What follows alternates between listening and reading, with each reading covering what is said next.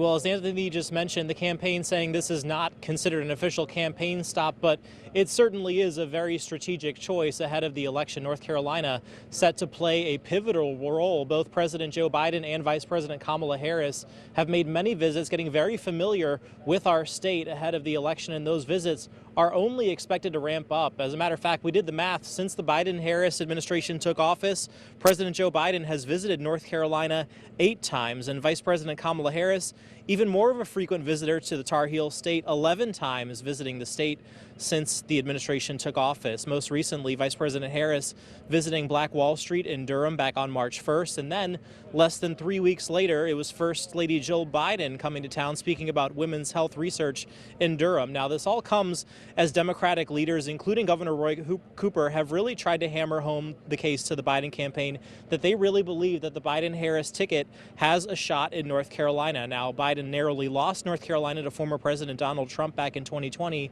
but it was a much narrower margin compared to what Trump won in 2016. And of course, former President Donald Trump has also made a number of campaign stops in North Carolina in that time frame as well. Certainly a key battleground state, and in such a hyper polarized partisan environment, it's not just about reaching those unaffiliated voters, it's also about turnout. So if the Biden-Harris ticket wants to try and flip the state blue, they really need to drive up turnout in big population centers that tend to vote blue, like Wake County. That's obviously going to be a big strategy heading into the fall. Obviously, health care, a key issue on many people's minds, especially in light of Roe v. Wade being overturned. That's been an issue that has really driven Democrats to the polls, and an issue that they're trying to bring up as well.